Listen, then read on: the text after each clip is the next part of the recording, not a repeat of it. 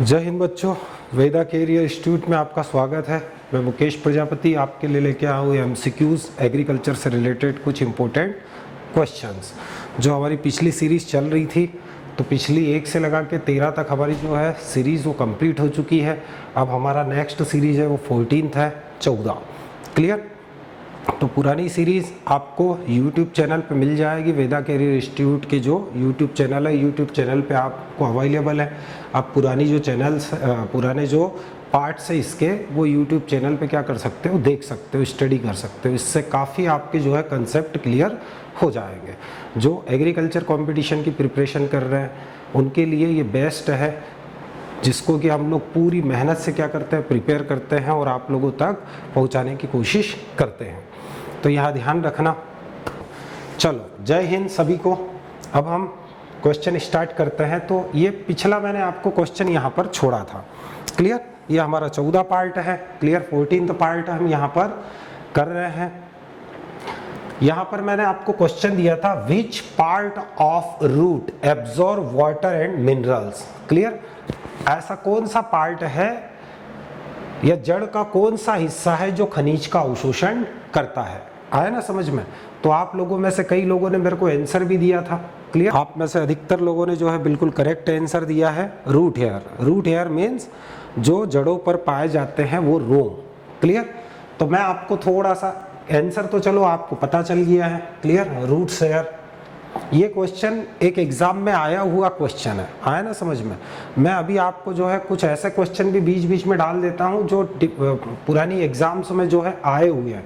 तो इससे क्या होता है कि आपको पता चले कि कंपटीशन में कैसे क्वेश्चन आते हैं। तो कंपटीशन में बहुत ज़्यादा हार्ड नहीं क्वेश्चन पूछे जाते हैं। क्वेश्चन तो ईजी होते हैं, लेकिन हमारी जो है प्रैक्टिस कम होती है या फिर और कॉन्फिडेंस हमको आ जाता है जब क्वेश्चन सामने आता है, इजी क्वेश्चन दिखता है तो और कॉन्फिडेंस होने के कारण हम जो है क्या कर देते हैं, वहाँ मिस्टेक कर देते हैं जल्दीबाजी में।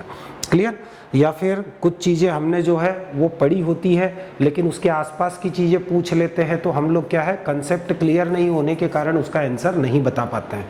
तो यहाँ पर मैं कोशिश करता हूँ कि जो भी क्वेश्चन है उसके आसपास की थोड़ा बहुत मैटर होता है वो आपको यहाँ कंबाइन कर दूं, ताकि आप उसको आसानी से समझ सको कि क्वेश्चन कहाँ से आया है और इससे रिलेटेड और कौन कौन से क्वेश्चन हो सकते हैं। क्लियर? तो आप सभी लोगों ने बिल्कुल करेक्ट आंसर दिया है। क्लियर? अब यहाँ पर हम देखते हैं आपका जो आंसर है वो बिल्कुल करेक्ट है। क्लियर? हर व्यक्ति ने क्वेश्चन पढ़ लिया है। Which part of root absorb water and minerals. जड़ का वो कौन सा क्षेत्र है, कौन सा भाग है जो पानी और खनिज लवण का अवशोषण करता है। क्लियर? तो अगर हम रूट के बारे में देखते हैं, जड़ के बारे में देखते हैं। क्लियर? हाँ बाबू मीना जी, स्वागत है आपका भी। तो अगर हम जड़ के बारे में देखते हैं तो मैं आपको यहाँ थोड़ा सा रूट के स्ट्रक्चर के बारे में समझाने की कोशिश करता हूँ। तो ये होता है, जनरली आप देखोगे तो रूट का स्ट्रक्चर इस टाइप का होता है। ये जड़ का स्ट्रक्चर होता है। क्लियर? जड़ के स्ट्रक्चर में आप देखोगे तो ये जो होते हैं, ये होते हैं एक कोशिकीय मूल रोम। क्लियर? पहले मैं आंसर के बारे में आपको थोड़ा सा समझाता हूं। अब ध्यान रखना भैया, इसी क्वेश्चन को कैसे भी पूछ लेता है हो। आया ना समझ में? तो एक कोशिकीय मूल रोम जो होते हैं, जिनको हम क्या बोलते हैं, जिनको हम कहते हैं यूनिसेलुलर रूट्स हेयर। एक कोशिकीय वर्ड भी ध्यान रखना। आया ना समझ में? अगर वो इसी क्वेश्चन में 2 ऑप्शन बना देता कि मूल रोम तो है, लेकिन 2 ऑप्शन में दे देता कि एक कोशिकीय मूल रोम या बहुकोशिकीय मूल रोम, तो फिर वहां आपका आंसर आपको पता होने के बाद भी जो है क्या होता, आपका आंसर निकालने में आपको दिक्कत होती। तो पिछले लेक्चर अगर आपने अटेंड किए हैं तो मैंने पिछले लेक्चर में भी आपको इसके बारे में बताया था। क्लियर? तो एक कोशिकीय मूल रोम जो होता है, जिसको हम एक कोशिकीय मूल रोम बोलते हैं, यूनिसेलुलर। अब एक बात ध्यान रखना भैया, ये जमीन के नीचे ये जो होता है ये क्या है, तो ये आपका होता है रूट सिस्टम। ये कौन सा सिस्टम है, तो ये आपका जो है ये है रूट सिस्टम। क्लियर? जिसको जड़ तंत्र कहा जाता है। और आप सभी को पता है कि भैया जब बीज अंकुरित होता है, तो बीज जब अंकुरित होता है तो बीज से 2 भाग बनते हैं। एक बनता है रेडिकल, क्लियर, जिसको हम क्या बोलते हैं, मूलांकुर। आया ना समझ में। मैं स्टार्टिंग से थोड़ा सा आपको यहाँ, जो कि पहले भी हम पढ़ चुके हैं, यहाँ पर भी आप इसको समझने की कोशिश करो। तो रेडिकल या जिसको मूलांकुर कहा जाता है, इससे बनता है जड़, और दूसरा जो भाग होता है जिसको कहा जाता है प्लूमूल। क्लियर? इसको हिंदी में कहा जाता है प्रांकुर। क्लियर? तो यहाँ पर अगर आप देखोगे तो जो मूलांकुर होता है उससे क्या बनता है, पौधे की जड़ बनती है। क्लियर? जड़ मैं आपको बता चुका हूँ दो प्रकार की होती है, मूसला जड़ और अपस्थानिक जड़, means tap root and adventitious root. तो जो मूसला जड़ होती है, क्लियर, अगर मान लो ये प्रांकुर ही विकसित होकर आगे जड़ में बदल जाए, तब हम इसको क्या कहेंगे, मूसला जड़ कहेंगे, मीन्स टेप रूट कहेंगे। जैसे गाजर, मूली या फिर जितने भी द्विबीजपत्री पौधे होते हैं उनके अंदर आपको मूसला जड़ मिलती है। अगर रेडिकल आगे विकसित होकर क्या बना ले, जड़ के रूप में बदल जाए, तब हम इसको टेप रूट या आपका मूसला जड़ कहेंगे। आया ना समझ में। लेकिन अगर मान लो कुछ समय बाद, जर्मिनेशन के बाद कुछ समय बाद अगर ये मूलांकुर रेडिकल या मूलांकुर नष्ट हो जाए और पौधे के किसी दूसरे भाग से, मान लो ये यहाँ से जड़ें निकलना शुरू हो जाए, तब हम इसको क्या कहेंगे, तब अपस्थानिक जड़ कहेंगे, एडवेंटियस रूट्स कहेंगे। तो जितने भी एक बीजपत्रीय पौधे होते हैं, जनरली आपने देखा है ग्रेमिनी कुल के अंदर सभी के सभी एक बीजपत्रीय पौधे होते हैं। क्लियर? फिर दूसरा आपका जो लिलिएसी फैमिली है, जिसको एमारलिडिएसी फैमिली के नाम से भी जानते हैं, वो भी एक बीजपत्रीय फैमिली है जो प्याज लहसुन वाली होती है। फिर एरेकेसी फैमिली भी जो होती है, जैसे सुपारी है, ये वाली फैमिली भी क्या होती है, एक बीजपत्रीय फैमिली होती है। तो इनके अंदर अगर आप देखोगे तो आपको अपस्थानिक जड़ें मिलती है एक बीजपत्रीय, जबकि द्विबीजपत्रीय जो पौधे होते हैं डाइकोटिलेडन, उनमें सब में आपको मूसला जड़ मिलती है। क्लियर? इस चीज को ध्यान रखना। अब हम बात करते हैं यहाँ पर रूट सिस्टम। तो रूट सिस्टम होता है जमीन के नीचे। क्लियर? इसकी जो वृद्धि होती है वो कैसी होती है, गुरुत्वानुवर्ती। ये जड़ की जो वृद्धि होती है वो हमेशा क्या होती है, गुरुत्वानुवर्ती, मतलब गुरुत्व के अधीन। गुरुत्व जो पृथ्वी का बल है वो नीचे लगता है, आया ना समझ में, और जड़ भी कहाँ जाती है, नीचे की ओर। तो जड़ की वृद्धि हमेशा होती है वो गुरुत्वानुवर्ती वृद्धि होती है। दूसरा अगर देखें तो आप इसको ये भी बोल सकते हो कि ऋणात्मक प्रकाशानुवर्ती, मतलब जड़ अधिकतर जो होती है वो प्रकाश के विपरीत ऊपर नहीं जाती, ये नीचे जाती है अंधेरे की ओर। तो इसको ऋणात्मक प्रकाशानुवर्ती वृद्धि भी कहा जाता है जड़। आया ना समझ में। तो जड़ की वृद्धि गुरुत्वानुवर्ती होती है और ऋणात्मक प्रकाशानुवर्ती वृद्धि होती है। तो कभी कभी आपको क्वेश्चन अगर पूछ ले कि जड़ की वृद्धि होती है, तो ये दोनों ऑप्शन आपके करेक्ट होते हैं। क्लियर? दूसरा एक चीज ध्यान रखना, आप जो तने पर देखते हो, ये मान लो ये है स्टेम या तना, क्लियर, ये मृदा है, तो तने पर आपको एपिडर्मिस मिलती है। क्या मिलती है? एपिडर्मिस। एपिडर्मिस मतलब जिसको हम बोलते हैं बाह्य त्वचा। क्लियर? लेकिन यहां ध्यान रखना, जड़ के अंदर बाह्य त्वचा नहीं होती। जड़ के अंदर जो होती है स्किन, तो जड़ की स्किन को क्या कहा जाता है, यहां जड़ की स्किन को कहा जाता है मूलीय त्वचा। मूलीय त्वचा, या फिर इसको कहा जाता है इपीब्लेमा। क्या बोलते हैं? इपीब्लेमा बोलते हैं। इस चीज को ध्यान रखना। तो ये क्वेश्चन भी आपको पूछा हुआ है कि तने पर तो एपिडर्मिस होती है, लेकिन जड़ की बाह्य त्वचा को क्या कहा जाता है, तो इसको हम बोलते हैं इपीब्लेमा। क्लियर? और इस इपीब्लेमा पर ही आपको क्या मिलते हैं, ये रूट हेयर मिलते हैं। क्लियर? तो यहां देखो कुछ भागों के बारे में मैं आपको बताता हूं। तो सबसे नीचे से हम चलते हैं, तो सबसे नीचे वाला जो भाग होता है जिसको हम बोलते हैं रूट केप। क्या बोलते हैं? रूट केप बोलते हैं। कहीं पर इसको कैलिप्ट्रा भी लिखा होगा, आया ना समझ में। क्या लिखा होगा? कैलिप्ट्रा। कैलिप्ट्रा क्यों इसको लिखा जाता है? क्यों? क्योंकि भैया ये कैलिप्ट्रोजन जो उत्तक होता है, कौन सा उत्तक? कैलिप्ट्रोजन। कैलिप्ट्रोजन उत्तक से ये बना होता है, इसीलिए इसको कैलिप्ट्रा भी कहा जाता है। या तो इसको रूट केप बोलो, या हिंदी में अगर बोलो तो क्या बोलोगे? मूल टोप। आया ना समझ में? क्या बोलेंगे? मूल टोप या रूट केप। क्लियर? इस चीज को ध्यान रखना। इसको कैलिप्ट्रा भी कहा जाता है। कैलिप्ट्रा इसलिए बोलते हैं क्यों? क्योंकि ये कैलिप्ट्रोजन नामक उत्तक की बनी होती है और ये बहुत मजबूत उत्तक होता है। ये क्या करता है, इसका काम होता है कोई भी अगर जमीन की हार्ड लेयर आ जाता है उसमें छेद करके जड़ को नीचे की ओर ले जाना, या फिर पत्थरों के बीच में जो दरारें होती है उसमें जड़ों को अंदर इंटर करना। तो ये बहुत मजबूत होता है, जड़ को बाहरी आघातों से भी बचाता है, इस चीज को ध्यान रखना। इसके ऊपर जो होता है वो होता है मेरिस्टेमेटिक क्षेत्र, या फिर आप क्या बोल सकते हो, विभाज्योत्तक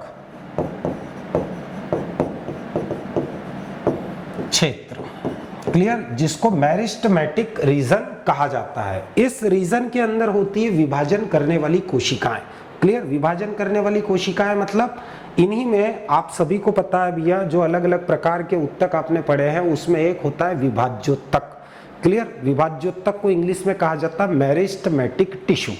क्लियर, मेरिस्टेमेटिक टिश्यू जीवित उत्तक होता है, इसमें सभी कोशिकाओं में विभाजन करने की क्षमता होती है। साथ ही साथ इन विभाज्योत्तक के अंदर जो कोशिकाएं होती है उनके बीच में खाली जो स्पेस होता है, खाली स्थान, वो भी पाया जाता है। क्लियर, तो विभाज्योत्तक क्षेत्र होता है, यहाँ की कोशिकाएं लगातार क्या करती है, सेल डिवीजन करती है, और सेल डिवीजन करके क्या करती है, नई नई कोशिकाओं का निर्माण करती है। क्लियर, तो ये विभाज्योत्तक क्षेत्र होता है, इसका काम होता है कोशिकाओं का विभाजन करना। फिर इसके बाद जो आता है वो होता है कोशा दीर्घीकरण क्षेत्र। इसके बाद में जो आता है वो है कोशा दीर्घीकरण। क्लियर, कोशिका दीर्घीकरण क्षेत्र। कोशिका दीर्घीकरण क्षेत्र क्या होता है, तो यहाँ की जो कोशिकाएं ये विभाजन करती जाती है और पीछे जो कोशिकाएं बनती है वो आकार में बढ़ने वाला जो क्षेत्र होता है, मतलब यहाँ की कोशिकाएं आकार में बढ़ती है और जड़ की मोटाई को बढ़ाती है। क्लियर, उसके बाद में आता है आपका जो रूट हेयर क्षेत्र या मूल रोम क्षेत्र, ये वाला क्षेत्र। क्लियर, इसमें क्या होते हैं, एक कोशिकीय मूल रोम होते हैं। कैसे, एक कोशिकीय, ये हमेशा ध्यान रखना।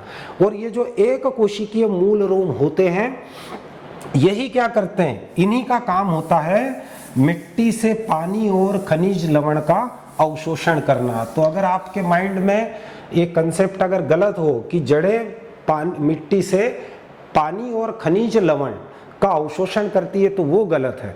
जड़ों पर जो पाए जाने वाले जो एक कोशिकीय मूल रोम होते हैं वो क्या करते हैं, मृदा से पानी और खनिज लवण का अवशोषण करते हैं। ये क्वेश्चन अलग अलग एग्जाम में कई बार पूछा हुआ है, इस चीज को ध्यान रखना।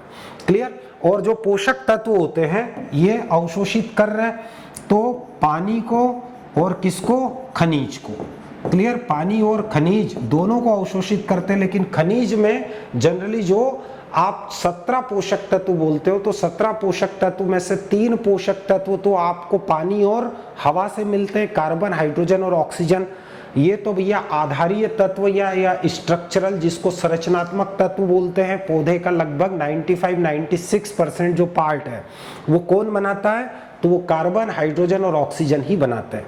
क्लियर, ये किससे मिलते हैं, ये पानी और हवा से मिलते हैं। बाकी इसके अलावा 17 में से ये 3 हटा दो तो बचे 14 पोषक तत्व। तो 14 पोषक तत्व मुख्य रूप से जमीन से ही मिलते हैं, और जो खनिज पदार्थ होते हैं उन्हीं में से ये मूल रोम क्या करते हैं, पोषक तत्वों को लेते हैं। तो किस रूप में लेते हैं, ये आयनिक फॉर्म में। किस रूप में, आयनिक रूप में। क्लियर, ग्रहण करते हैं आयनिक फॉर्म में। तो ये केटायन फॉर्म भी हो सकता है, मीन्स धन आयन के रूप में भी हो सकते हैं पोषक तत्व, और ऋण आयन या एनायन के फॉर्म में भी हो सकते हैं।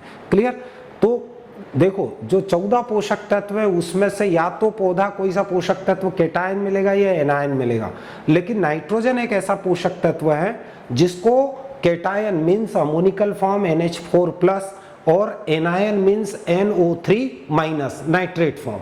क्लियर, दोनों फॉर्म में नाइट्रोजन को ये जो है जड़ें अवशोषित करती है।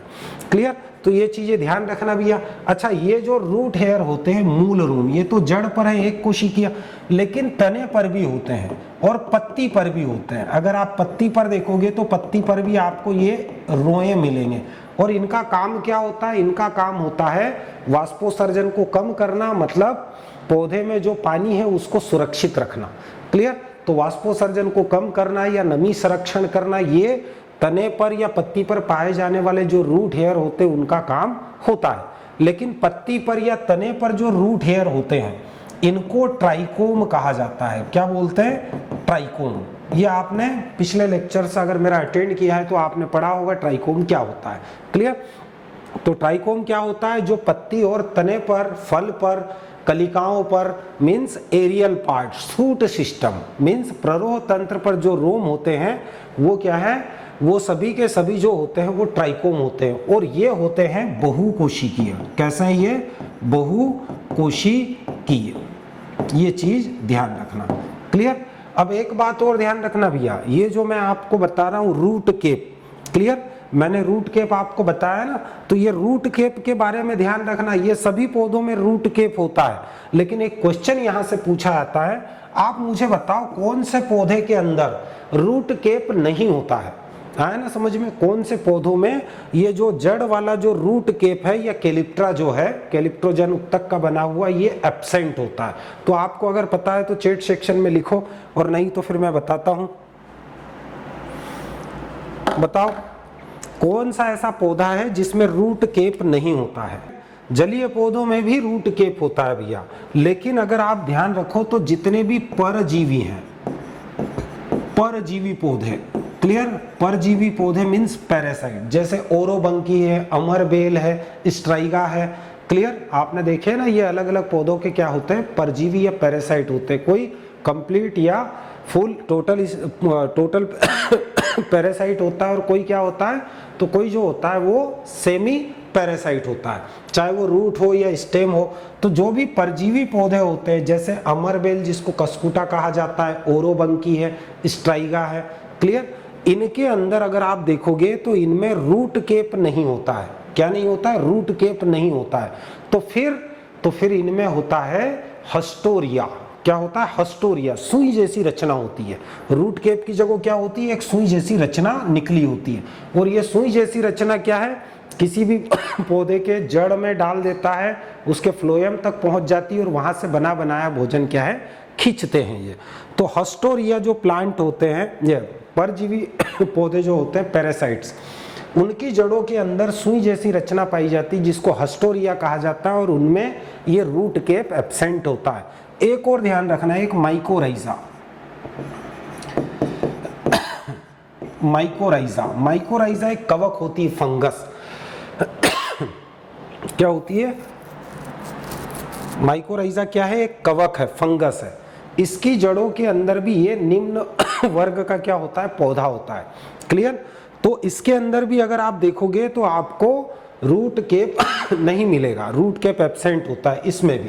क्लियर? ये चीज ध्यान रखना। और ये सभी को पता है भैया, ये चीड़ या पाइन जो है, चीड़ का जो वृक्ष होता है पाइन, उसकी जड़ों के अंदर ये माइकोराइजा कवक पाई जाती है, और ये कवक होती है, ये फास्फोरस का अवशोषण करती है जमीन से और पौधे को देती है। किसका? फास्फोरस का। नाइट्रोजन मत बोल देना। माइकोराइजा कवक जो है वो मृदा से फास्फोरस का अवशोषण करती है, और साथ ही साथ कार्बनिक पदार्थों का भी अवशोषण करती है और पौधे को देती है। क्लियर? और बदले में क्या? पौधे से भोजन लेती है। तो ये सहजीवी फंगस है। कैसी है? सहजीवी या सिम्बायोटिक फंगस होती है। तो ये चीज ध्यान रखना, जिसको वेम भी कहा जाता है। बहुत सही निहाल वर्मा जी ने बताया, वेम। क्लियर? वेम मीन्स एम से तो माइकोराइजा समझ में आ गया होगा। वी से क्या होता है? वेस्कुलर। ए से अर्बोस्कुलर, वेस्कुलर, अर्बोस्कुलर, माइकोराइजा कवक। आया ना समझ में? इस चीज को आप ध्यान रखना। तो ये मैंने आपको जड़ के बारे में बताया। अच्छा, ये भी ध्यान रखना, ये जो रूट हेयर है इसका जो जीवन काल होता है वो केवल 4 से 5 दिन ही होता है। ये ध्यान रखना। जो जड़ों पर मूल रोम होते हैं या रूट्स हेयर है, इनका जो लाइफ साइकिल होता है वो केवल 4 से 5 दिन का ही होता है। इसके बाद ये पुराने वाले रूट हेयर मर जाते हैं और इसकी जगह नए वाले रूट हेयर आ जाते हैं। आया ना समझ में? तो ये रूट हेयर के बारे में आपको मैंने काफी कुछ चीजें यहाँ से निकाल के बताई है। समझ में आया आप लोगों को रूट हेयर के बारे में? चलो ठीक, बढ़ते हैं आगे, नेक्स्ट क्वेश्चन की ओर चलते हैं। तो अगला क्वेश्चन मैं आपके लिए लेके आया हूं। देखो जरा, इसको समझो, बारीकी से समझो और फिर आंसर देने की कोशिश करो। हाँ, निम्न में से कौन सा गन्ने में ग्रासी प्ररोह रोग का कारण है? Which of the following is the cause of grassy shoot disease of sugarcane? Clear? आपको आंसर देना है इसका, ग्रासी सूट डिसीज का जो कारण क्या है, बताओ आप लोग फटाफट आंसर बताओ। फिर मैं काफ़ी कुछ जो डिसीज़ है, क्रॉप्स की काफ़ी डिसीज़ है जो जनरली पूछी जाती है, फिर मैं उनके बारे में आपसे डिस्कस करता हूँ। करेक्ट दिया है, क्लियर। तो यहाँ पर ध्यान रखना भैया, जो ग्रासी सूट डिसीज़ होती है, क्लियर। तो यहाँ ये जो ग्रासी सूट डिसीज़ है ये किसकी है, गन्ने की है, क्लियर। हाँ, स्टाइल रावत जी, एजे स्टाइल रावत जी, क्या बात है, नाम बहुत अच्छा लगा तुम्हारा, क्लियर। तो यहाँ पर आप अगर देखोगे तो जो ग्रासी सूट बोला है, grassy shoot of sugarcane, clear. और एक ग्रासी स्टंट भी होता है, क्लियर। एक डिसीज और होती है ग्रासी स्टंट, आया ना समझ में, ग्रासी स्टंट भी होती है। इसके बारे में भी मैं आपसे पूछूंगा, आप लोग इसको मेमोराइज कर लो, देख लो, समझ लो ग्रासी स्टंट किसकी डिसीज है और कहाँ होती है। तो पहले मैं ग्रासी सूट का आपको आंसर बताता हूँ। ग्रासी सूट डिसीज जो होती है वो है माइकोप्लाज्मा के कारण होती है। किसके कारण होती है, माइकोप्लाज्मा के कारण होती है। कभी कभी जो है वो क्या करता है, इसको वो फाइटोप्लाज्मा भी लिख देता है। क्या लिख देता है, फाइटोप्लाज्मा, क्लियर। तो भी ये करेक्ट होता है, फाइटोप्लाज्मा, क्लियर। वो भी क्या होता है, वो भी करेक्ट आंसर होता है, क्लियर। तो माइकोप्लाज्मा ध्यान रखना भैया, माइकोप्लाज्मा के कारण ये बीमारी होती है। आप सभी लोगों ने, मैक्सिमम लोगों ने करेक्ट आंसर देने की कोशिश की, क्लियर। लेकिन ये जब भैया अभी आ रही हूँ कि एग्जाम में जब एक क्वेश्चन पूछा तो इसका आंसर बैक्टीरिया दे दिया था, क्लियर। तो हो जाती है उन लोगों ने गलत दिया था, क्लियर। अब वो क्या कारण है, क्यों गलत दिया था, पेपर बनाने वाले को बिल्कुल इतना पता नहीं है कि भैया ये बहुत फेमस डिसीज है, क्लियर, गन्ने की, और इसका जो कॉजेज होता है वो होता है माइकोप्लाज्मा, क्लियर। पेपर बनाने वाले तो बहुत महान वैज्ञानिक होते हैं भैया, आया ना समझ में। उन्होंने इसका आंसर गलत दे दिया था, तो जो भी है खैर ठीक है। तो ये ध्यान रखना, ये माइकोप्लाज्मा के कारण होती है, क्लियर। तो ये तो अच्छा, ग्रासी सूट डिसीज जो होती है मैं आपको बताना चाहता हूं कि वो डिसीज है क्या, क्लियर। तो मैं आपको बता देता हूं वो डिसीज का, ये देख लो आप। ग्रासी सूट डिसीज में जो है गन्ना ऐसा हो जाता है, इस टाइप से हो जाएगा गन्ना, आया ना समझ में, क्लियर। एकदम झाड़ी नुमा हो जाएगा, क्लियर। यहाँ देखो पूरा झाड़ी बन गया, जबकि जाना क्या चाहिए, सीधा जाना चाहिए इरेक्ट, लेकिन यहाँ क्या हो गया, पूरा झाड़ी नुमा हो गया ये। अगर ये झाड़ी नुमा हो जाएगा तो भैया इसमें आपका जो केन है, गन्ने का जो केन होता है, उसको स्टेम होता है, तना होता है, उसको केन कहा जाता है, क्लियर। पूरे पौधे को शुगर केन बोलते हैं, और जो स्टेम होता है, केवल तना होता है, उसको क्या कहा जाता है, केवल केन कहा जाता है। इस चीज को ध्यान रखना। तो ये देखो बिल्कुल एकदम झामरू हो गया, क्या बोल सकते हैं, झामरू, क्लियर। तो झामरू जैसा हो गया मतलब झाड़ी जैसा हो गया है, देखो किस टाइप से हो गया है, क्लियर। कभी कभी देखा होगा ना, किसी के बाल एकदम बिल्कुल वैसे झामरू टाइप के होते हैं, उस टाइप का हो गया है। तो इस टाइप का अगर होगा तो क्या गन्ना बनेगा, क्या उसमें शक्कर बनेगा, आया ना समझ में। तो ये झामरू टाइप का हो जाता है, हमारी भाषा में झामरू बोल दिया हमने, वैसे इसका नाम है grassy shoot disease, clear, sugarcane की। नहीं तो आप भी वहाँ ढूंढो कि झामरू कहाँ है, क्लियर। सर ने बोला था झामरू टाइप का हो जाता है, तो झामरू कहाँ है, क्लियर, झाड़ी नुमा हो जाता है, क्लियर। तो वो लोकल लैंग्वेज में अपने हिसाब से हम बोल देते हैं, क्लियर। अब ये आपका जो था ये क्वेश्चन था। अब मैं कुछ क्वेश्चंस आपसे पूछना चाहता हूं जो कि अलग अलग एग्जाम्स में जो है वो अलग अलग कुछ डिसीज है, उन डिसीज के बारे में मैं आपको एक एक डिसीज लिखते जाऊंगा और उसके बारे में बताते जाऊंगा, क्लियर। तो मैंने अभी आपको लिखा था ग्रासी स्टंट डिसीज। कौन सी डिसीज लिखी थी, ग्रासी स्टंट, क्लियर।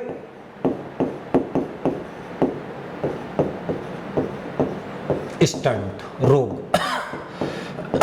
आप बता सकते हो ये किसका रोग है, क्लियर, और किसके द्वारा होता है ये, गेमर राइस की। हाँ, पहला चीज तो करेक्ट है, क्लियर। ये जो डिसीज है ये है धान की, क्लियर। धान में होता है ग्रासी स्टंट, मतलब इसमें भी जो है धान का पौधा बिल्कुल घास जैसा हो जाता है। और स्टंट का मतलब क्या होता है आप लोगों को पता होना चाहिए। स्टंट का मतलब होता है इसकी वृद्धि रुक जाती है और ये भी आइट साइड से झामरू हो जाता है, आया ना समझ में, मीन्स झाड़ी जैसा हो जाता है। तो ये धान में होता है। और ये किससे होता ये किससे होता है ये भी पता होना चाहिए। तो किससे होता है बताओ भैया। हाँ, ये सागर पाटीदार जी ने बोला है वायरस से। हाँ, किससे होता है, वायरस या विषाणु से। ये विषाणु से होता है, क्लियर। और इसका जो वाहक है, क्लियर, वाहक पता होना चाहिए। इसका वाहक जो है वो है भूरा फुदका, क्या है, भूरा फुदका, या ब्राउन हॉपर।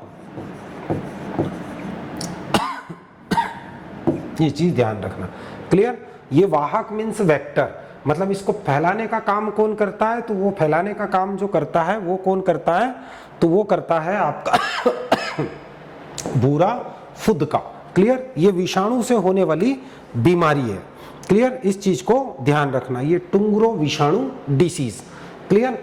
सॉरी, टुंग्रो विषाणु नहीं, ग्रासी स्टंट, मतलब इसमें धान के पौधे की ग्रोथ भी रुक जाती और वो भी घास जैसा हो जाता। ग्रासी मतलब घास जैसा, स्टंट मतलब उसकी वृद्धि रुक जाना। तो वृद्धि रुकने से आइट साइड से उसकी जो ब्रांचेस वो निकलने लग जाती है और ये भी गन्ने जैसा ही हो जाता है। इस चीज को ध्यान रखना। फिर देखते हैं कुछ और डिसीज, क्लियर। तो नेक्स्ट डिसीज अगर हम देखते हैं, हाँ नेक्स्ट डिसीज, अच्छा एक बात बताओ, ये जो ग्रासी सूट डिसीज लिखा हुआ है, लिखा है ग्रासी सूट, ये शुगर केन के अंदर होती है। इसका दूसरा नाम, कभी अगर वो दूसरे नाम से पूछ ले तो क्या करोगे, क्लियर। इसका एक और नाम है, क्लियर। कभी कभी वो ग्रासी सूट डिसीज नहीं दे और आपको दूसरा नाम दे दे, तो आपको पता है कि इसका दूसरा नाम क्या है। ये जो ग्रासी सूट डिसीज है शुगर केन की, इसका दूसरा नाम क्या है, ये तो आपको पता चल गया भैया, माइकोप्लाज्मा के कारण होता है और इसमें पौधा झाड़ीनुमा हो जाता है। लेकिन कभी कभी हो सकता है भैया, कभी वो आपको मेज द कॉलम में ही दे दे कि निम्न में से कौन सा जोड़ा सही है, एक साइड ग्रासी सूट डिसीज दे दे और दूसरे साइड आपको पूछे, क्लियर। तो आपको पता होना चाहिए भैया कि उसका नाम क्या है।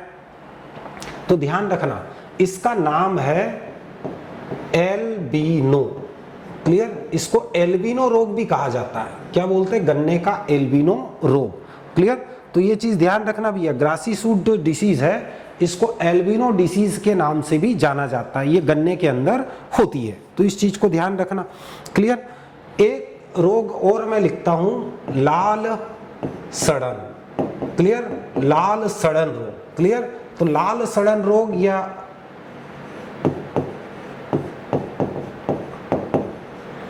ये किसका है, कौन सी क्रॉप का है ये डिसीज, हाँ इंग्लिश में इसको, हाँ शुगर केन। कुछ लोगों ने आंसर बिल्कुल फटाफट दे दिया। ये किसका है, ये भी गन्ने का ही है, क्लियर। किसका है, गन्ने का, क्लियर। और ये बहुत पूछा जाता है भैया, आया ना समझ में। ये किसके कारण होता है, तो कोलेटो ट्राइकम फॉलकेटम, कवक, या जिसको हम क्या बोल सकते हैं, फफूंद, कवक से। और ये सीड बॉर्न डिसीज होती है, क्लियर। कैसी होती है, सीड बॉर्न डिसीज। और इसके लिए क्या करते हैं, तो इसके लिए भैया एगालाल या एराटान जो होता है, क्लियर, क्या होता है, एगालाल या एराटान, क्लियर। इसका 0.5% जो है इस घोल से क्या करते हैं, गन्ने के टुकड़ों को बोने से पहले क्या करते हैं, उपचारित करते हैं, इनका ट्रीटमेंट किया जाता है, क्लियर। तो ये चीज को ध्यान रखना, क्लियर। एक बात और ध्यान रखना कि ये जो डिसीज है इसको सबसे पहले 1893 में वेंट ने देखा था, क्लियर। किसने देखा था, तो 1893 में 1893 में सबसे पहले इसको देखा था किसने, वेंट नामक एक वैज्ञानिक है, उन्होंने सबसे पहले गन्ने के अंदर इस रोग को खोजा था। इस चीज को ध्यान रखना, क्लियर।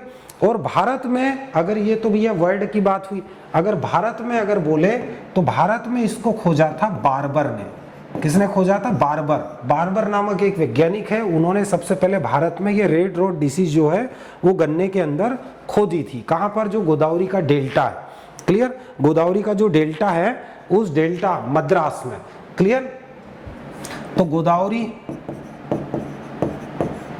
का डेल्टा, क्लियर, यहां पर खोजी थी। और कब खोजी थी, 1901 में। इस चीज को ध्यान रखना, आया ना समझ में। ये red rot of sugarcane disease है, क्लियर। तो इसके बारे में आपको कुछ भी पूछ सकता है, क्लियर। अगर मान लो छोटे लेवल की एग्जाम है तो जनरली कवक का नाम और ये पूछ के खत्म कर देगा उपचार, और अगर बड़े लेवल की एग्जाम है तो वो अंदर जाएगा कि भैया रेड रोड डिसीज को सबसे पहले किसने देखा, तो 1893 में वेंट ने देखा।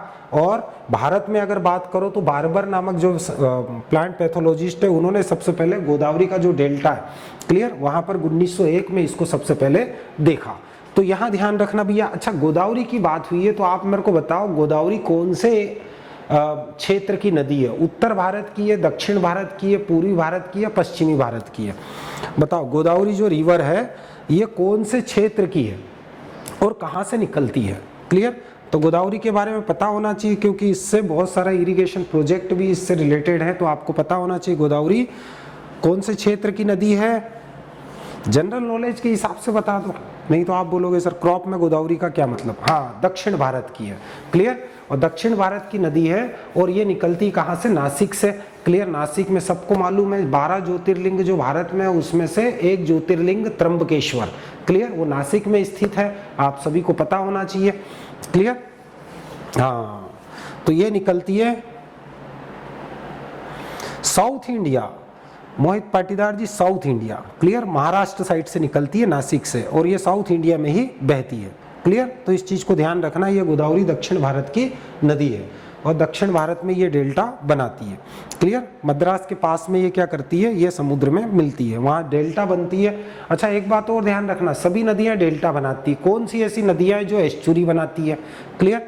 जितनी भी नदियां समुद्र से मिलती वो सब डेल्टा बनाती है, लेकिन ऐसी कौन सी नदी है जो एस्चुरी बनाती है? आया ना समझ में? तो वो आप मेरे को चैट सेक्शन में लिख के बताओ, थोड़ा जनरल नॉलेज में घुस गया, कोई दिक्कत नहीं है, पता होना चाहिए। हाँ, वासुरी जी ने बोला है, बोले नर्मदा, बिल्कुल करेक्ट आंसर।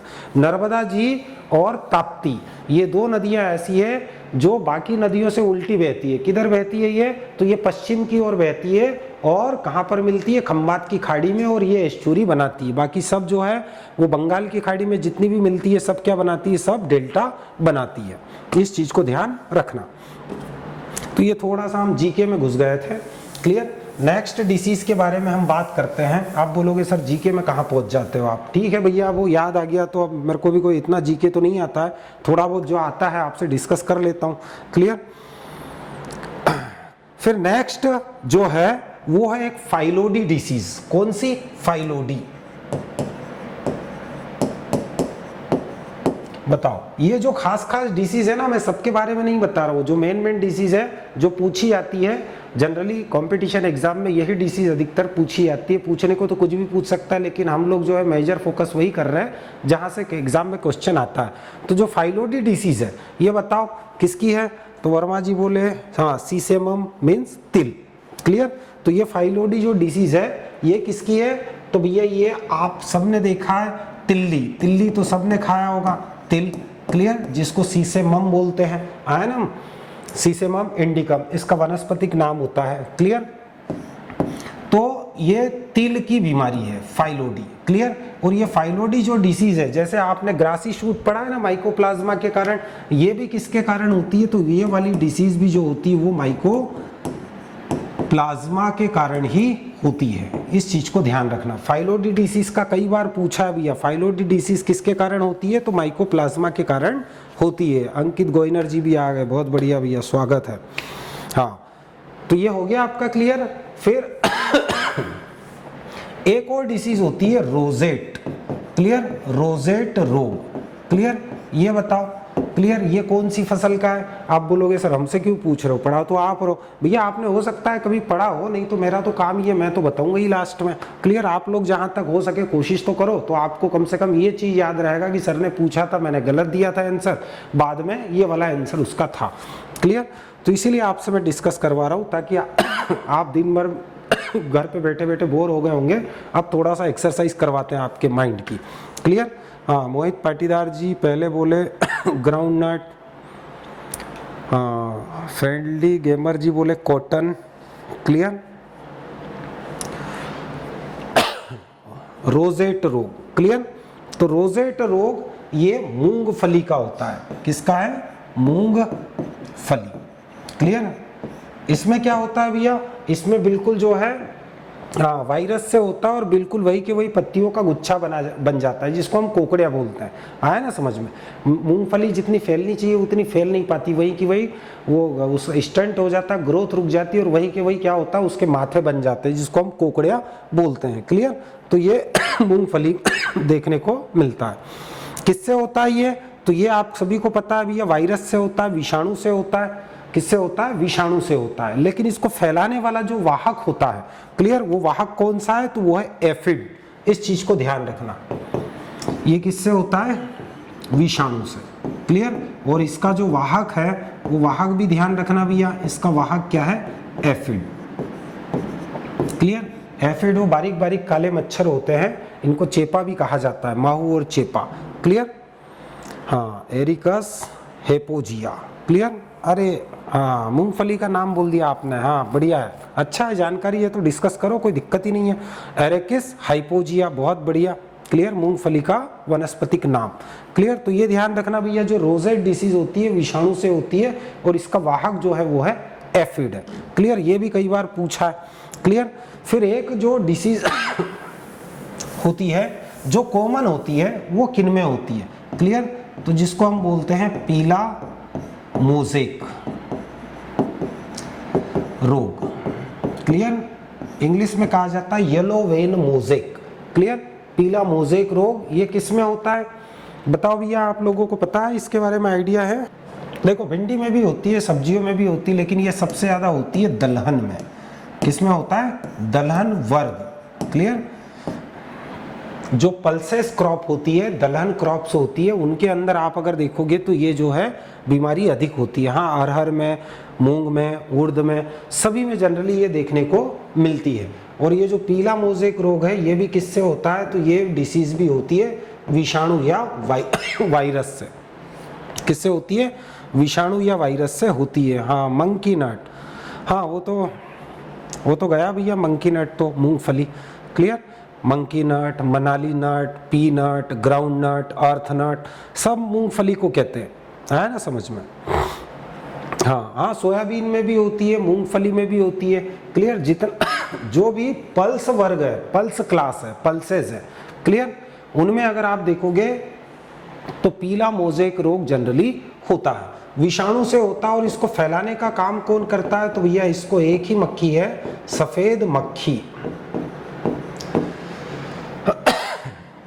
जिसको कहा जाता है बेमेसिया टेबेसाई। क्लियर? बेमेसिया टेबेसाई। क्लियर? ये ध्यान रखना। क्लियर? तो बेमेसिया टेबेसाई ये दलहन वर्ग के अंदर ये जनरली क्या करती है? सोयाबीन में भी होता है, जो लेग्यूम क्रॉप्स है उनके अंदर आप देखोगे जनरली ये पीला मोज़ेक रोग आपको देखने को मिलेगा। और ये विषाणु से फैलता है, फैलाने का काम सफ़ेद मक्खी करती है, और बेमेसिया टेबेसाई इस सफ़ेद मक्खी का नाम है।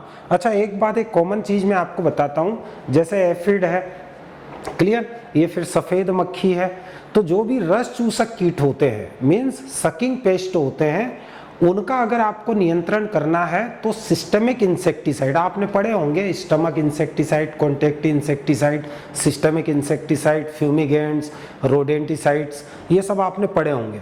तो इनमें जो सिस्टमिक इंसेक्टिसाइड होता है, मीन्स उसको हिंदी में क्या बोलते हैं वो मेरे को याद नहीं आ रहा है, सिस्टमिक इंसेक्टिसाइड, हाँ, सर्वांगी कीटनाशी, आया ना समझ में? सर्वांगी कीटनाशी, सिस्टमिक इंसेक्टिसाइड, उसी का छिड़काव करते हैं। सिस्टमिक इंसेक्टिसाइड क्या होता है कि वो पौधे की पत्तियां उसको एब्जॉर्ब कर लेती है और ये फिर अंदर जाता है और जाइलम और फ्लोएम का जो रस होता है उसमें घुल जाता है और उस रस के साथ पौधे में घूमता रहता है। कहीं भी अगर सकिंग पेस्ट आया, उसने अपना प्रोबोसिस, जो सामने की सुंडी होती है, मच्छर घर पे काटता है ना, उसका जो नोक होता है सुई जैसा, नीडल जैसा, उसको प्रोबोसिस बोलते हैं। वो मैंडिबल जो होता है कीट के अंदर, उसी का परिवर्तित रूप होता है।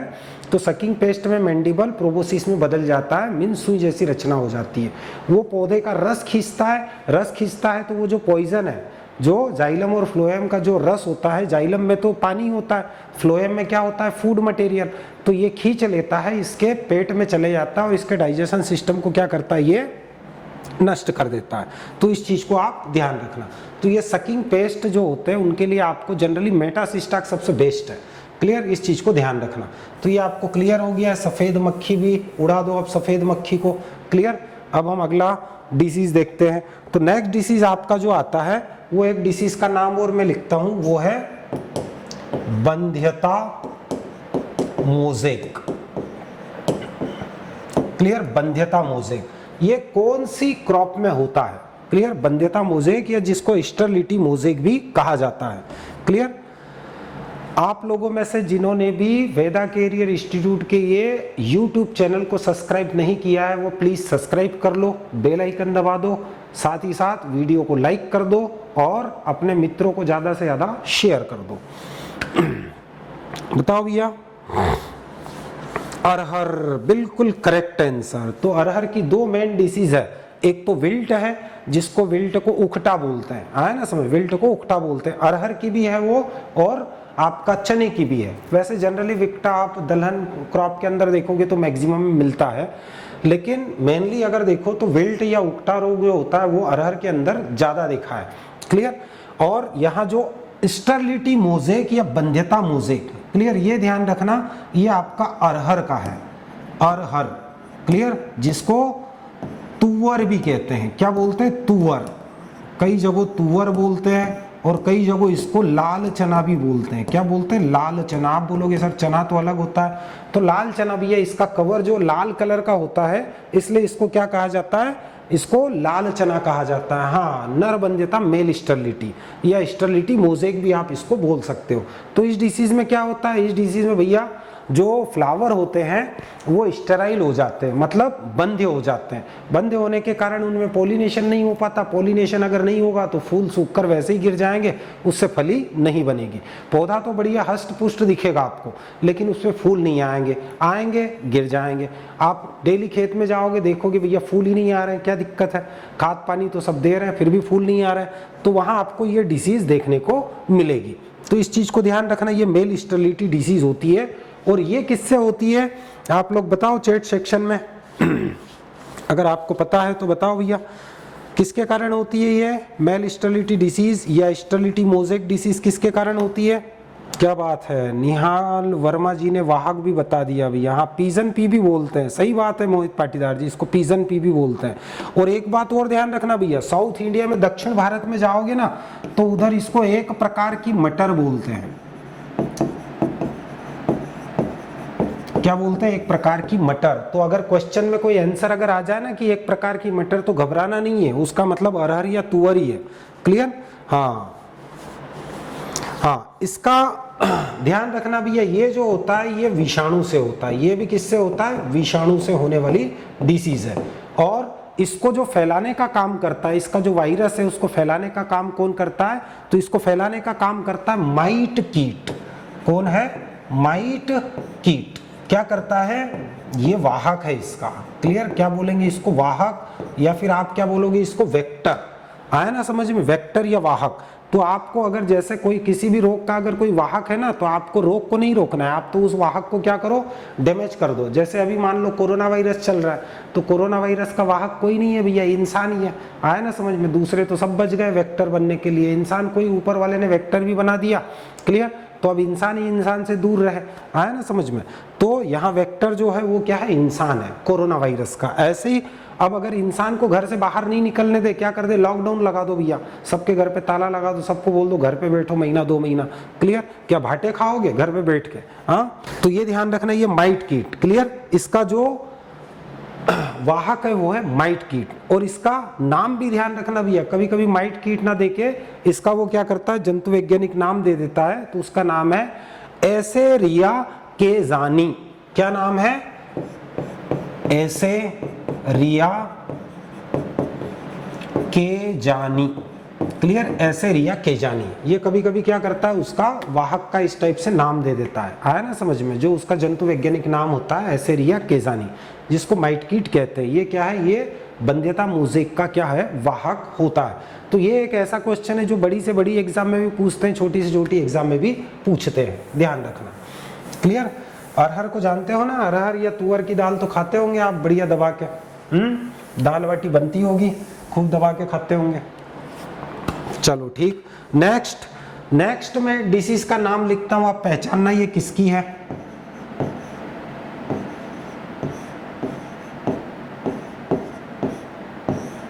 करनाल बंट। बताओ भैया ये किसकी डिसीज है? हाँ, विवेक पाटिल जी ने बता दिया, केजेनस केजान। हाँ भैया, तुअर को केजेनस केजान बोलते हैं, कोई दिक्कत नहीं है, बहुत सही आंसर आपने दिया है। तो ये आपका जो है ये गेहूं का वेराइटी है। क्लियर? किसका है? गेहूं का। क्लियर? गेहूं का है। करनाल बंट किसका डिसीज होता है? तो करनाल बंट डिसीज जो होती है वो गेहूं की होती है। क्लियर? अच्छा, तो ये तो गेहूं की होती है। अब आप मेरे को ये बता दो, कर्नेल स्मट ये किसकी डिसीज है? ये बताओ आप। कर्नेल स्मट ये किसकी डिसीज होती है? करनाल बंट तो फट से आपने पहचान लिया कि सर गेहूं की है। क्लियर? लेकिन कर्नेल स्मट जो डिसीज होती है ये किसकी? धान के अंदर जो होता है, कौन सा? False smut. Clear? False smut होता है किसके अंदर? धान के अंदर, उसी को कहा जाता है कर्नेल स्मट। आया ना समझ में? ये चीज ये कई बार पूछा हुआ है कि कर्नेल स्मट किसका नाम है, कर्नेल स्मट किसकी डिसीज होती है? तो वो जो फॉल्स स्मट होता है ना धान में, उसी को कहा जाता है कर्नेल स्मट। ये चीज ध्यान रखना। नहीं तो करनाल बंट, कर्नेल स्मट, कर्नेल का मतलब होता है दाना। ये करनाल जो है ना, ये करनाल हरियाणा जगहों का नाम है। क्यों? क्योंकि सबसे पहले यहाँ पर डॉक्टर मित्रा ने करनाल बंट को खोजा था, इसलिए उसका नाम रख दिया करनाल बंट। आया ना समझ में? और ये कर्नेल स्मट जो है, इसमें कर्नेल मतलब जो दाना होता है, क्लियर, वो पूरा का पूरा एकदम काला पड़ जाता है, उसको कर्नेल स्मट कहते हैं या फॉल्स स्मट। ये चीज ध्यान रखना। तो गेहूं का जो करनाल बंट है, क्लियर, ये किसके कारण होता है? तो ये आपको पता होना चाहिए भैया, निवोसिया इंडिका जो कवक होती है, फंगस। कौन सी? निवोसिया इंडिका। क्या है? ये एक कवक है। क्लियर? इस कवक के कारण ये डिजीज होती है। आया ना समझ में? अब इस रोग में अगर आप खेत में जाओगे, कहां जाओगे? खेत में जाओगे, तो अगर ये रोग लगा हुआ है गेहूं में और आप गलती से खेत में पहुंच गए, तो खेत में आप देखोगे भैया यहां जो है ना, सड़ी मछली। क्लियर? मछली जब सड़ जाती है ना, तो सड़ी हुई मछली जैसी गंध। क्लियर? जैसी गंध बोलो कि दुर्गंध? क्या लिखें? दुर्गंध लिखें? हाँ चलो, दुर्गंध आती है इसकी। क्लियर? दुर्गंध आती है, ये चीज ध्यान रखना। और कुछ लोग तो फट से बता देंगे चैट सेक्शन में, क्लियर, कि भैया ये जो फंगस है ये कौन सा एक कंपाउंड या यौगिक बनाती है जिससे कि ये करनाल बंट जो रोग होता है इसमें सड़ी हुई मछली जैसी गंध आती है। तो बताओ भैया अगर आपको पता हो। क्लियर? ये होता है tri methyl amine. Clear? Tri methyl amine एक यौगिक होता है, ये बनता है इस डिसीज में, गेहूं के अंदर ये फंगस बनाती है, जिसके कारण क्या होता है, खेत में, जो गेहूं के खेत में आपको सड़ी हुई मछली जैसी गंध आएगी। हाँ, वीटावेक्स, सही बात है, ये सीड बॉल डिसीज होती है। इसमें आपको क्या करना है, वीटावेक्स से क्या करना है, सीड ट्रीटमेंट करना होता है। बहुत बढ़िया। क्लियर? अब ये बात भी ध्यान रखना भैया, इसको करनाल में खोजा था। कहां पर? करनाल हरियाणा का एक जगह है। क्लियर? नहीं तो आप वो भी देखना कि भैया करनाल कहाँ है, हरियाणा का। और 1930 में, क्लियर, डॉक्टर मित्रा, क्लियर, डॉक्टर मित्रा ने सबसे पहले क्या किया था, इस डिसीज को खोजा था। आया ना समझ में? तो यहां से आपको पूछ सकते हैं करनाल बंट, ये तो कई बार पूछा है, करनाल बंट फेमस डिसीज है गेहूं की। क्लियर? और निवोसिया इंडिका नामक जो कवक है उससे होती है। इसमें सड़ी मछली, जो मछली कैसे मरने के बाद सड़ जाती है, वैसी दुर्गंध आती है। किसके कारण? ट्राइमिथाइल एमीन यौगिक के कारण आती है। क्लियर? और करनाल हरियाणा में खोजा था। किसने खोजा था? 1930 में डॉक्टर मित्रा ने सबसे पहले ये करनाल बंट डिसीज को खोजा था, और करनाल के नाम से इसको करनाल नाम दे दिया। क्लियर? तो इस चीज को आप ध्यान रखना, फोकस करना, यहां से अधिकतर क्वेश्चन बनता है। क्लियर? तो नेक्स्ट की ओर चलते हैं हम। नेक्स्ट डिसीज आपको मैं देता हूं। आप बोलोगे सर इतनी सारी डिसीज, भैया ये सब मोस्ट आईएमपी है, ये अलग अलग एग्जाम में जो है ना बार बार ये डिसीज के बारे में पूछा जाता है। क्लियर। इसलिए मैं आपको जो है मोस्ट जो डिजीज है वो मैं आपको बताता हूं। क्लियर। एक गेहूं का गेंगला रोग होता है। क्लियर। अच्छा मैंने नाम ही बता दिया, चलो गेहूं का गेंगला रोग। क्लियर। गेहूं का गेंगला रोग ये किसके कारण होता है? आप तो केवल ये बताओ कि बैक्टीरिया के कारण होता है, कवक के कारण होता है, विषाणु के कारण होता है, निमेटोड के कारण होता है, माइकोप्लाज्मा के कारण होता है, किसके कारण होता है गेहूं का गेंगला रोग? क्लियर। और गेंगला रोग को ईयर कोकल भी कहा जाता है। क्या बोलते हैं इसको? ईयर कोकल। ये ईयर कोकल, ये गेंगला रोग, ये किसके कारण होता है भैया? Anguina tritici nematode. किसके कारण होता है? तो ये जो होता है Anguina tritici, Anguina tritici nematode. Nematode Hindi में अगर इसको बोलो तो क्या बोलोगे? सूत्रकृमि। आया ना समझ में? क्या बोलोगे? सूत्रकृमि। मतलब ये धागे नुमा कीड़े होते हैं, इसलिए इनको सूत्र मतलब धागा, कृमि मतलब कीड़ा, सीधी सी बात है। तो निमेटोड के कारण होता है, इस चीज को ध्यान रखना। क्लियर। कौन सा निमेटोड? एंगुइना ट्रिटिसाई निमेटोड के कारण गेहूं का गेंगला रोग या ईयर कोकल रोग होता है। क्लियर हो गया। एक और डिसीज का नाम बताता हूं, वो है गेहूं का मोलिया। क्लियर। गेहूं का मोलिया रोग। क्लियर। इसके बारे में भी बताओ भैया आप थोड़ा बहुत, अगर आपको पता हो, नहीं तो फिर मैं तो बताऊंगा ही लास्ट में। क्लियर। गेहूं का मोलिया रोग। क्लियर। तो मोलिया रोग बताओ भैया किसके कारण होता है? ये रोग भी भैया निमेटोड के कारण ही होता है। किसके कारण होता है? निमेटोड के कारण ही ये रोग भी होता है।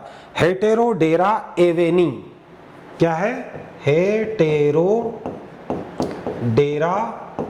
Avenie nematode. Heterodera avenae nematode के कारण गेहूं का ये जो गेंगला या मोलिया रोग होता है। क्लियर। तो ये चीज ध्यान रखना। चलो ठीक है, तो मैंने काफी कुछ डिसीज आपसे यहाँ डिस्कस की है। क्लियर। आगे जब ऐसा डिसीज वाला कोई सा अगर क्वेश्चन आएगा तो फिर मैं कुछ और डिसीज लेके आऊंगा। यहाँ काफी इतनी पर्याप्त है भैया आपको पढ़ने के लिए। क्लियर। तो इतनी डिसीज का रिवाइज करना, ये याद हो जाए, जब तक अगला क्वेश्चन कहीं ना कहीं आके टपक जाएगा तो उसमें हम आगे कुछ और डिसीज के बारे में डिस्कस कर लेंगे। क्लियर। नेक्स्ट देखते हैं अगला क्वेश्चन। अच्छा ये तो हो गया। हाँ, जेम में न्यूनतम टीएसएस सामग्री होती है। जेम खाया है आप लोगों ने? अगर खाया है तो बताओ, या फिर अगर 68%, बहुत बढ़िया। आप लोगों का सभी का जो आंसर है वो बिल्कुल करेक्ट है। क्लियर। जो भी आपने यहाँ पर आंसर दिया है वो बिल्कुल क्या है? करेक्ट है। अब आपको ध्यान रखना है कि भैया जेम क्या होता है, जेली क्या होता है। क्लियर। यहाँ क्वेश्चन आपके सामने क्या आएगा? जेम क्या है और जेली क्या है। तो जेम और जेली, ये वर्ड को ध्यान रखना, थोड़ा सा अंतर होता है, ज्यादा कुछ अंतर नहीं होता। क्लियर। तो पहले तो हम जेम के बारे में देखते हैं, चूंकि जेम के बारे में क्वेश्चन है तो आपका आंसर तो मैं टिक कर देता हूँ। 68% आपका करेक्ट आंसर है। हाँ, विवेक पाटिल जी ने तो जेली के बारे में भी बता दिया कि सर 65। हाँ गुड, बहुत बढ़िया। हाँ, वैष्णवी राजा परमार, इन्होंने भी बता दिया है बी वाला आंसर बिल्कुल करेक्ट है। आप सभी का आंसर एक्यूरेट करेक्ट है, किसी ने भी रॉन्ग आंसर नहीं दिया है। इसका मतलब आप लोगों ने ये काफी पढ़ रखा है। जेम जेली पढ़ नहीं रखा होगा तो खाया तो होगा बिल्कुल। आया ना समझ में? या तो 12th में प्रैक्टिकल में जेम जेली आपसे बनवाया होगा तो आपने खाया होगा। क्लियर। तो जेम के बारे में देखते हैं। तो जेम क्या होता है? ये गुदा युक्त फलों के रस गुदा युक्त फलों के रस से बना। क्लियर। जो गुदा युक्त, गुदा क्या होता है? पल्प। पल्प मतलब फल के अंदर जो होता है गुदा होता है। हाँ, अमरूद कहाँ से आ गया भैया? जेम की बात कर रहे हैं। अमरूद से नहीं बनाएंगे जेम हम किससे बनाएंगे? सबसे अच्छा जेम बनता है सेब से, एप्पल से। क्लियर। तो ध्यान रखना, जेम गुदा युक्त फलों का मतलब इसमें क्या करते हैं? इसमें फलों के रस के साथ साथ क्या करते हैं, फल का जो गुदा होता है, पल्प होता है, क्लियर, जूस के साथ साथ पल्प, दोनों का उपयोग करते हैं। आया ना समझ में? दोनों को क्या करते हैं, दोनों के द्वारा क्या करते हैं, बनाते हैं। जेम को अगर आप देखोगे, कांच की बोतल में अगर आप भरा हुआ जेम अगर देखोगे तो ये कैसा रहेगा, ये रहेगा अपारदर्शी। कैसा रहेगा, अपारदर्शी। ये चीज को ध्यान रखना, ये ट्रांसपेरेंट नहीं होता है। आया ना समझ में? ये इसके आर पार आप नहीं देख सकते, क्लियर। तो ये अपारदर्शी होता है। दूसरा अगर आप देखोगे तो जेम के अंदर टीएसएस, क्लियर, ये टीएसएस क्या बीमारी है भैया, ये होता है total soluble solid, clear, total soluble solid, कुल विलेय ठोस, क्लियर। विलेय ठोस मतलब जो पानी में घुल जाए, ऐसा ठोस। तो टीएसएस जो होता है टोटल सोल्यूबल सॉलिड, मींस कुल विलेय ठोस। तो कुल विलेय ठोस आपने यहां पर देखा है 68%, क्लियर, ये चीज ध्यान रखना। और सबसे अच्छा फल जो जेम बनाने के लिए होता है वो है सेब, जिसको इंग्लिश में क्या बोलते हैं, एप्पल। आया ना समझ में? सबसे अच्छा जो फल होता है वो एप्पल होता है, क्लियर। इस चीज को ध्यान रखना। तो गुदायुक्त फलों से अपारदर्शी होता है, टीएसएस इसमें 68% होता है, क्लियर, टोटल सोल्यूबल सॉलिड। इसको शुगर परसेंट भी कहा जाता है। क्या बोलते हैं, शुगर परसेंटेज, शुगर परसेंटेज भी कहा जाता है। आया ना समझ में? शर्करा की मात्रा। आया ना समझ में? और टीएसएस मापने के लिए किसका उपयोग करते हैं, तो आप सभी को पता होना चाहिए भैया, टीएसएस को ब्रिक्स भी बोलते हैं। क्या बोलते हैं, ब्रिक्स। और ब्रिक्स को ओ से बताते हैं, क्लियर। तो टीएसएस बोलो या ब्रिक्स बोलो, तो जो फलों का जो रस होता है, फलों के रस के अंदर मिठास मापने के लिए ब्रिक्स का उपयोग करते हैं, क्लियर। मींस शक्कर की मात्रा चेक करने के लिए क्या करते हैं, ब्रिक्स का उपयोग करते हैं। और ये फलों से बनाए जाने वाले जो खाद्य पदार्थ है, यहाँ ब्रिक्स को न ब्रिक्स न बोल के क्या बोल देते हैं, टीएसएस। तो इसका जो ये मापा जाता है वो रिफ्रैक्टोमीटर, किसके द्वारा मापते हैं, रिफ्रैक्टोमीटर के द्वारा टीएसएस परसेंट क्या करते हैं, काउंट करते हैं। हाँ बिल्कुल सही, वासुरी जी ने भी बोल दिया, बोले सर रिफ्रैक्टोमीटर। हाँ, तो टीएसएस 68% होता है। शुगर परसेंटेज को ही टीएसएस कहा जाता है, रिफ्रैक्टोमीटर से मापा जाता है। इसको ब्रिक्स भी कहा जाता है। ब्रिक्स वर्ड का जनरली उपयोग फलों का जो रस होता है उसको जब उसमें शक्कर चेंज करते हैं तो वहाँ ब्रिक्स का उपयोग करते हैं। इस चीज को ध्यान रखना, क्लियर। तो ये हमने देखा किसके बारे में, तो ये है हमारा आपका जेम के बारे में। तो जेम तो हो गया भैया, खा भी लिया हमने, पेट भी भर गया है, क्लियर, गले के नीचे उतर गया है। अब हम जेली को टेस्ट करते हैं। तो जेली के बारे में भी ध्यान रखना भैया, इसका भी क्वेश्चन आता है, क्लियर। तो जेली के बारे में भी ध्यान रखना। ये क्या है, ये गुदा युक्त नहीं, गुदा रहित।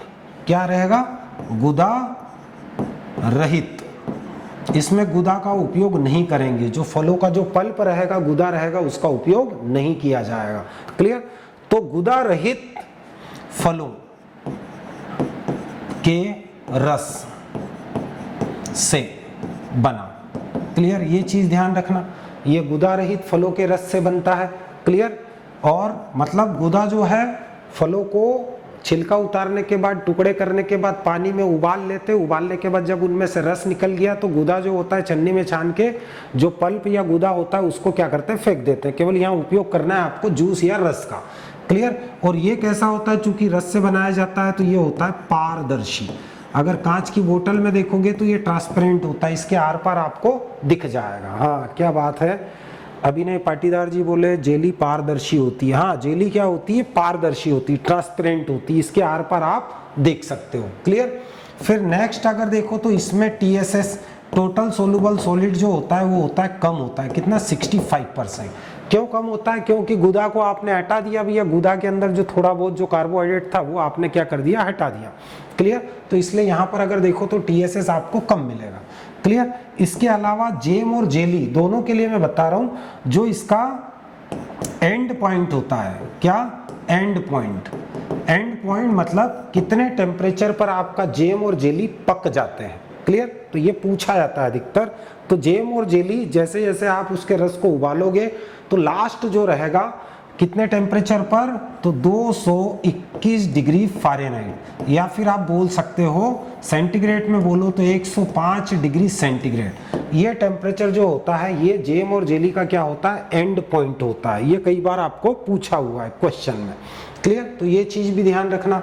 साथ ही साथ ये भी ध्यान रखना भैया, जेली बनाने के लिए पेक्टिन युक्त फल, कैसे फल होनी चाहिए? पेक्टिन युक्त फल, इन्हीं का उपयोग करना है जिसमें पेक्टिन की मात्रा ज्यादा होती। पेक्टिन क्या है? एक प्रकार का कार्बोहाइड्रेट है, पॉलीसेकेराइड है।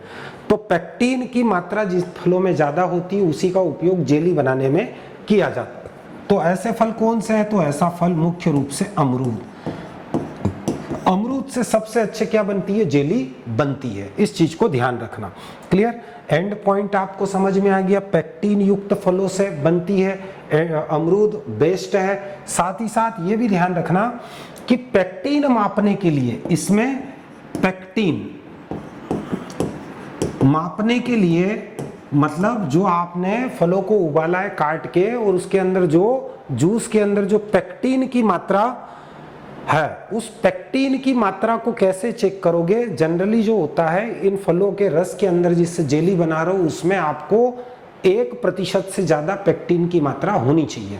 क्लियर? 1.5% पेक्टिन की मात्रा अगर है तो वो बेस्ट है। क्लियर? तो 1% से ज्यादा, 1 से 1.5% पेक्टिन की मात्रा होनी चाहिए। तो इसको मापने के लिए ये ध्यान रखना भैया, किसका उपयोग करते हैं? जेल मीटर। किसका उपयोग करते हैं? जेल मीटर का उपयोग किया जाता है। इस चीज को आपको ध्यान रखना है। क्लियर?